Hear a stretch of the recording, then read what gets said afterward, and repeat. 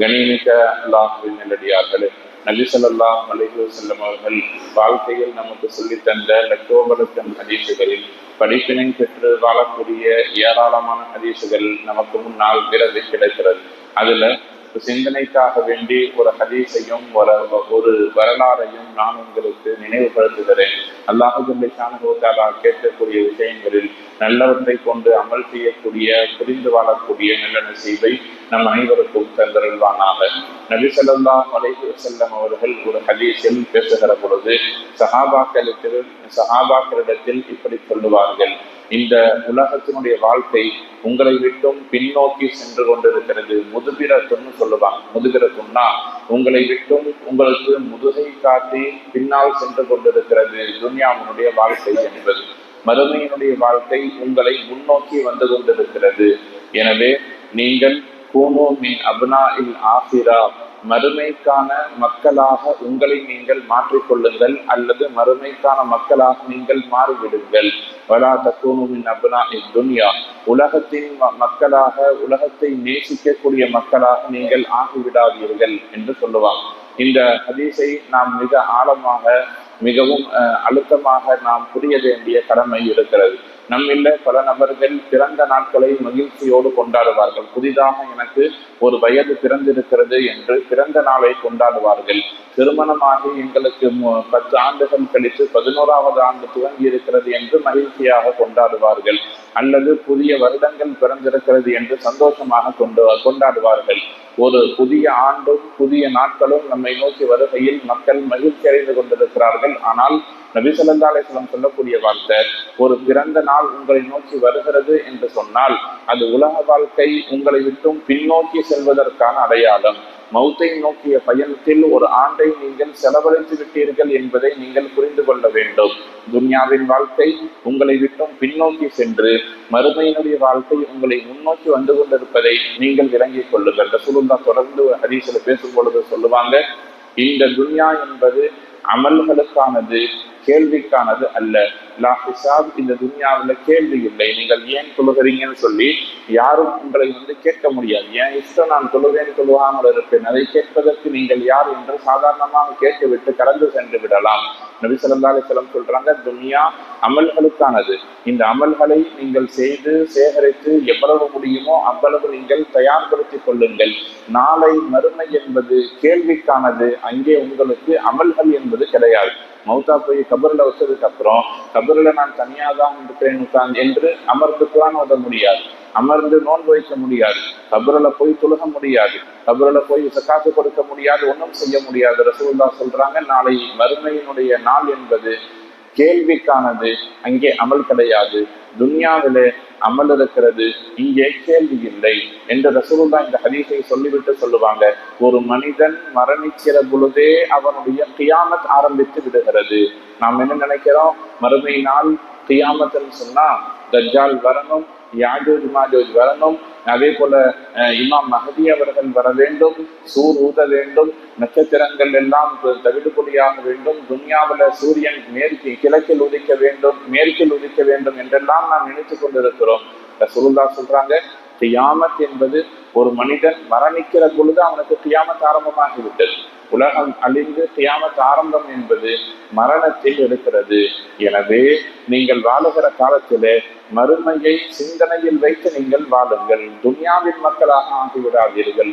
ஆனால் நம்முடைய வாழ்க்கை எப்படி இருக்கிறது?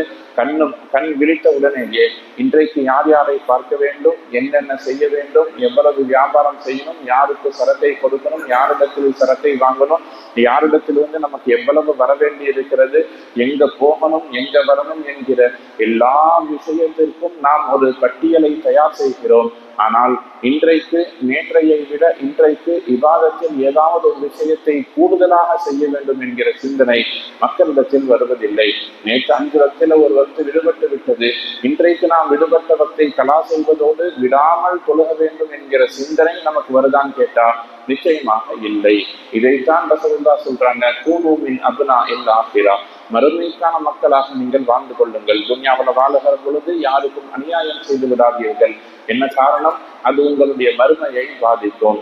துன்யாவில் வாழுகிற பொழுது அல்லாஹ்வுக்கு மாறு செய்யாதீர்கள், அது உங்களுடைய மறுமையை பாதிக்கும். கியாமத்தை மறுமையை சிந்தனையில் வைத்து நீங்கள் எல்லா நேரத்திலையும் வாழ்ந்து கொண்டிருங்கள். குர்ஆன்ல முதலாக இறங்கிய வசனத்தை பற்றி நாம் எல்லாம் தெரிந்து வைத்திருப்போம். முதல்ல அல்லாஹ் என்ன ஆயத்தை இறக்கினான்? இத்தர, நீங்கள் ஓதுங்கள் என்கிற ஆயத்தை இறக்கினான். கடைசியாக என்ன வசனம் இறங்கியது என்பதை நம்மில் பலரும் அறிந்து வைத்திருப்பதில்லை. ஹஜ்ரத் அனஸ் ரலியல்லாஹு அன்ஹு இருக்கக்கூடிய ஹதீஸ்ல ஒரு ஆயத் இறங்கியது. அது நபி ஸல்லல்லாஹு அலைஹி வஸல்லம் அவர்கள் வஃபாத் ஆகுவதற்கு 9 நாட்களுக்கு முன்பாக இறங்கியதுன்னு சொல்லுவார். என்ன ஆயத்து தெரியுமா? வத்தகூ யௌமன், ஒரு நாளை நீங்கள் அஞ்சிக் கொள்ளுங்கள், அந்த நாளில் துர்ஜஊன ஃபீஹி இலல்லாஹ், அந்த நாளில் நீங்கள் அல்லாஹ்விடத்தில் மீண்டும் கொண்டு வரப்படுவீர்கள் என்கிற வசனத்தோடு தான் குர்ஆன் இங்கே முடிந்தது. குர்ஆன் அல்லாஹ் எப்படி முடித்தான்? ஒரு நாளை நீங்கள் அஞ்சிக் கொள்ளுங்கள், அந்த நாளில் நீங்கள் அல்லாஹ்விடத்தில் கொண்டு வந்து நிறுத்தப்படுவீர்கள். சும்மா துவஃபா குல்லு நஃப்ஸின் மா கஸபத் வ ஹும் லா யுظ்லமூன், நீங்கள் சம்பாதித்த எல்லா விஷயங்களுக்கும் அல்லாஹ் அந்த நாள்ல கேள்வி கேட்டு உங்களுக்கான தீர்ப்பை முடிப்பான். உங்களில் யாரும் அநியாயம் செய்யப்பட மாட்டீர்கள். நீங்க நன்மையை சம்பாதிச்சுட்டு வந்து அல்லாஹ் உங்களை நரகத்துல போடுவானா? நிச்சயம் இல்லை. எனவே மறுமையை பற்றிய சிந்தனை உங்களுக்கு இருக்கணும் என்று என்கிற வசனத்தோடு தான் அல்லாஹ் குர்ஆனை முடித்திருக்கிறான். ஒரு நாள் ஹஜ்ரத் நபி ஸல்லல்லாஹு அலைஹி வஸல்லம் அவர்கள் சாலையில் சென்று கொண்டிருக்கிற பொழுது ஹாரிசா என்கிற ஒரு சஹாபியை பார்ப்பார். அந்த சஹாபியை பார்த்தவங்க நபி ஸல்லல்லாஹு அலைஹி வஸல்லம் கேட்பார்கள், ஹாரிசா, உங்களுடைய காலை பொழுது எப்படி இருக்கிறது என்று கேட்ட பொழுது ஹாரிசா ரலியல்லாஹு தஆலா அன்ஹு அவர்கள் சொல்லுவார்கள், நான் இன்றைய காலை பொழுதில் உண்மையான முஃமினாக இருக்கிறேன்னு சொல்லுவாங்க. அஸ்லஹ்த முஃமினன் ஹகீகா, நான் ஒரு அடிப்படையிலே உண்மையான ஒரு முஸ்லீமாக இருக்கிறேன் என்று சொன்ன பொழுது ரசூலுல்லாஹ் கேட்பாங்க, உண்மை முஃமின் என்று சொன்னால் அதற்கு ஒரு சில அடையாளங்கள் இருக்கிறது. உன்கிட்ட அப்படி என்ன சிந்தனை இருக்கிறது, என்ன அடையாளம் இருக்கிறது, நீ எதை வைத்து உன்னை நீயே உண்மை முஃமின் என்று சொல்லிக் கொண்டிருக்கிறாய் என்று கேட்ட பொழுது நபி ஸல்லல்லாஹு அலைஹி வஸல்லம் ஹாரிஸா ரலியல்லாஹு தஆலா அன்ஹு அவர்கள் சொல்லுவார்கள், நான் துன்யாவின் மீது ஆசை இல்லாதவனாக இருக்கிறேன், பகல் முழுக்க நோன்பு வைத்துக் கொண்டிருக்கிறேன், இரவு முழுக்க நின்று வணங்குகிறேன். இது என்னுடைய அமலின் நிலை. என்னுடைய சிந்தனை எப்படி இருக்கிறதுன்னு சொன்னா, எல்லா நேரத்திலேயும் எனக்கு முன்னால் அரசு என்னும் சிம்மாசனத்தில அல்லாஹ் இருப்பதை போல் நான் உணர்ந்து கொண்டிருக்கிறேன். எங்க திரும்பினாலும் அல்லாஹ் எனக்கு முன்னால் அரசியல் காட்சி அளிப்பதை போல என்னுடைய சிந்தனை இருந்து கொண்டிருக்கிறது. எனவேதான் நான் என்னை உண்மை முஃமினாக நினைத்துக் கொண்டிருக்கிறேன் என்று ஹாரிசா ரலியல்லாஹு தஆலா அவர்கள் சொல்லுவார்கள். என்னுடைய அமல் எப்படி இருக்கிறது தெரியுமா? சொர்க்கவாசிகள் அவர்களுக்கு மத்தியில் எப்படி நல்ல சந்தோஷமாக இருப்பார்களோ, அவர்கள் சொர்க்கத்திலிருந்து மீண்டும் வந்தால் எப்படி அமல் செய்வார்களோ அப்படி நான் அமல் செய்கிறேன்.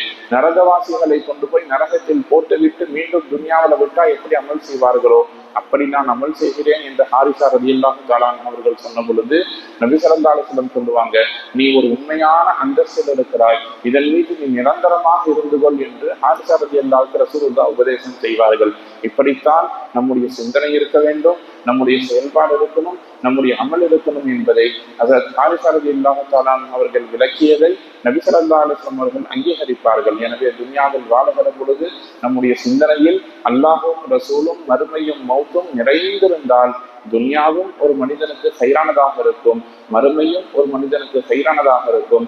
அல்லாஹு ஜல்ல ஷானுஹு தஆலா நல்ல பாக்கியங்களை நிரப்பமாய் தந்து நல்லவர்கள் புரிவானாக. வாஹிர் தஅவானா அனில் ஹம்துலில்லாஹி ரப்பில் ஆலமீன். சுப்ஹானல்லாஹி வபிஹம்திஹி சுப்ஹானல்லாஹ்.